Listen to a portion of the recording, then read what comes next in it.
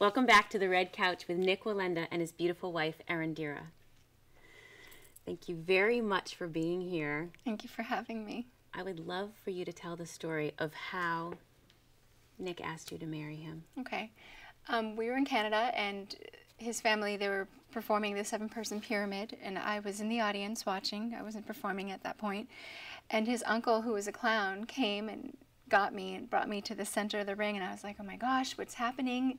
I was nervous because you don't do things like that, you know, you have to respect the ring. And Nicholas got to the center of the wire and kneeled down, and he asked me, Anjita, I love you very much, will you marry me? And pulled up this banner that said, what did it say? Irendita, I love you, will you marry me, right? I think it said, will you marry me? No, it said my name. Okay. Well, there you go. We're a normal couple. And I was so shocked. I was just standing there, and my mother-in-law, she came and she was like, this is the point where you say yes. So I said yes, and here we are, 13 years later. That was in front of how many people? I think almost 20,000 people. Wow. Wow. And you had no idea he was going to do that? I had no idea. The funny thing is that I knew I was going to propose to her, and I had the banner made and all that, and we closed the show. We did the 7-person pyramid there, closed the show, and everybody went down to take their final bow, and I stayed up, and I had a microphone on, and I walked out to the middle of the wire, and as I'm walking out, I went, oh my gosh, I didn't think about what I was going to say. But all's well that ends well, so. Were you nervous? When I asked her to marry me? Mm-hmm. I don't think so, other than the fact that I didn't prepare anything to say. No, I don't think I was nervous. I'm a pretty confident person. I love that. How is it to be married to Nik? Oh, well. How much time's left? No, it's wonderful. I mean, he's always confident, and, you know, sometimes it's hard to keep up with him because he never stops. Like, he's just going and going and going, and he doesn't understand that. Like, normal people need to sleep at night. But it's wonderful. You know, we share the same passion. We're both performers. We understand each other. We were raised the same way, and I mean, I'm definitely married to my soulmate. Irendita's family started performing in Australia on one side. They're 8 generations. On the other side, her father's side, they're from Mexico, 7 generations. So she's got, our kids have 25 generations of circus blood in them, which is quite a bit. Poor kids. But yeah, the 3rd oldest circus in the world was started by Irendita's mother's side of the family in Australia. Incredible. I watched you in Niagara Falls, and I mean, I was definitely thinking about you, but I was thinking about you. What was it like to watch your husband? And obviously, you know all of the risks and all of the dangers involved, but you also know he's extremely competent. Right. But what was the feeling when he finally reached you back on the Canadian side? It was definitely relief, but I was so proud of him. Like, just, you know, I was confident that he could make it across because this is what he's been doing since he was 2 years old, and it was awesome to see his dream finally come true. So, I heard you say, "I'm happy this is over." Yes, happy that this is over, but there's always something else. The reason why she was probably happy it was over is it was so time-consuming, too, to my life. I mean, the amount of media from around the world that was there, I mean, the biggest TV shows from every country in the world were there. There were, I think, 650 media outlets from around the world. I mean, the press conference was unreal.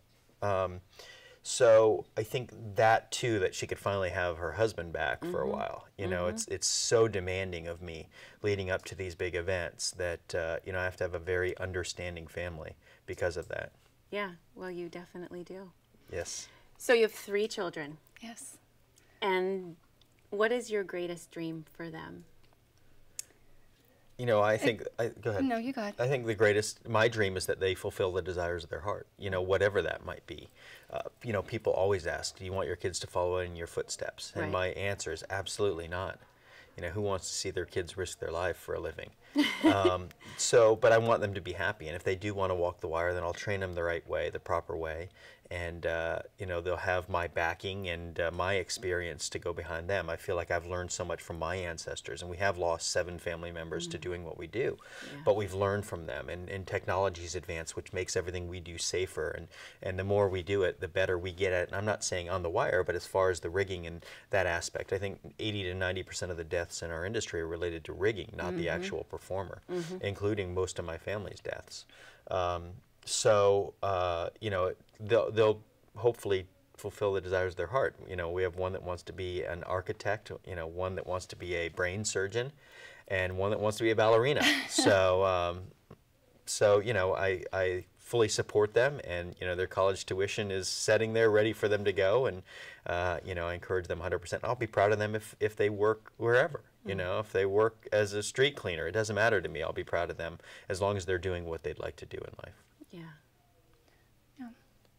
So do you have special things set up in the backyard? You grew up with a lot of things, probably, I imagine, both of you, in your backyards, not like the regular, you know, I think I had a swing and, yes. I don't know, yeah, and a we sled. had The adult jungle gym. Yeah, we had the most fun playground in the neighborhood for sure, because we have wires set up from 2 feet all the way up to 10 feet, and you know, trapeze bars and everything you can imagine that a performer doing what we do would need. Yeah. And, you know, all the kids would come over, and, you know, actually one of my best friends who I grew up with since kindergarten learned to walk the wire and did the 8-person pyramid with me, because he walked the wire with me in my backyard as we grew up. So, you know, even the neighbors get to learn with us. That's so awesome. That's so fun.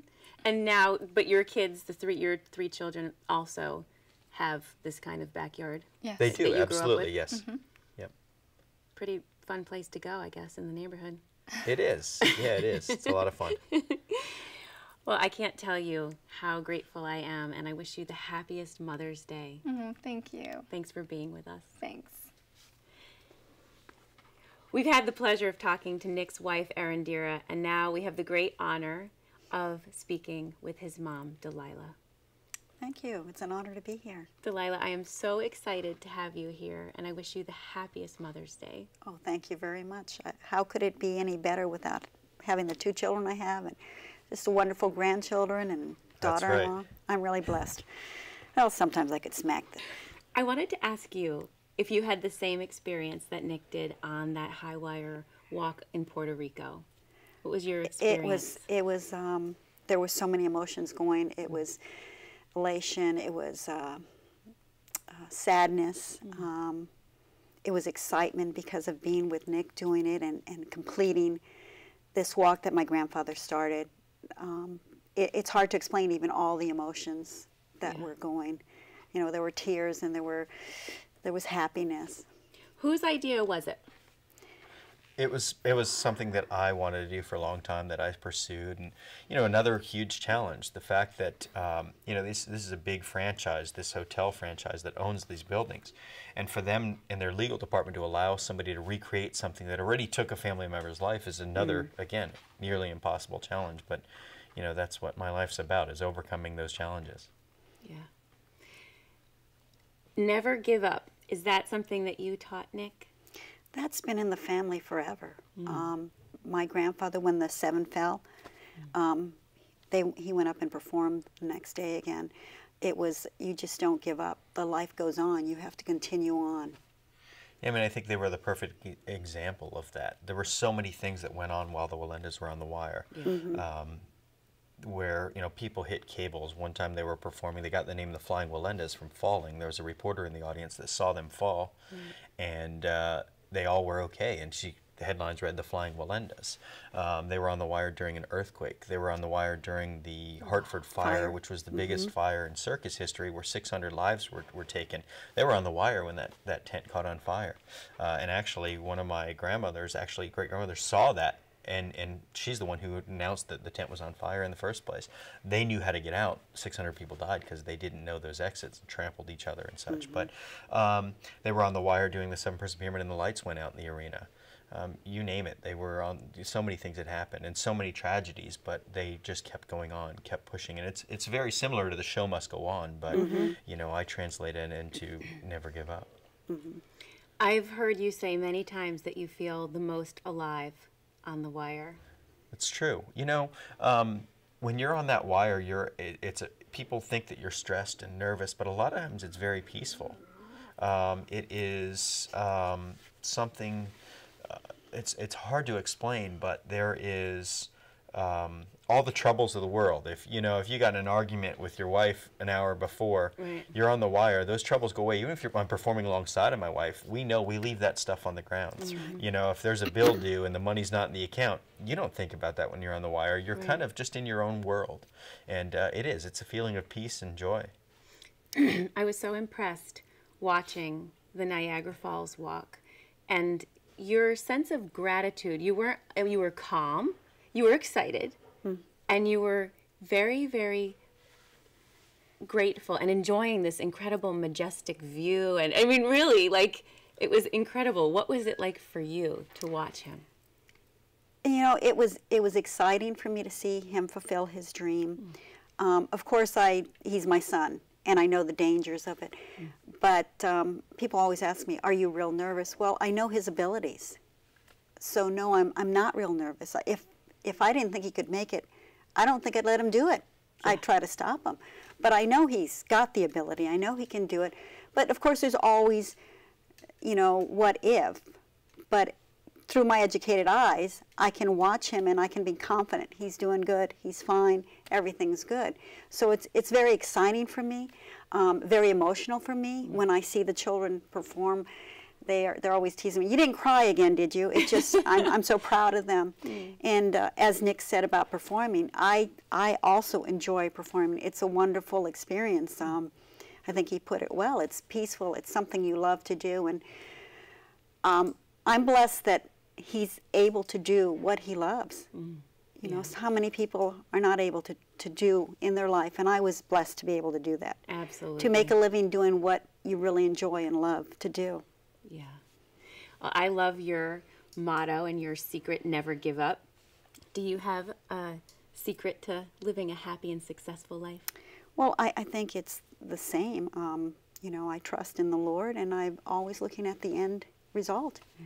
And the end result is going to be fabulous. So you just got to keep your eyes on the end point and not give up. Thank you so much for being here. Thank you for blessing our show. I feel like everything you do is very symbolic of what I'm trying to do here to really inspire people, and you completely embody that. Thank you for having us on. Yes, it was wonderful. Thank you. Thank you. And never give up. Thank you for joining us on the red couch.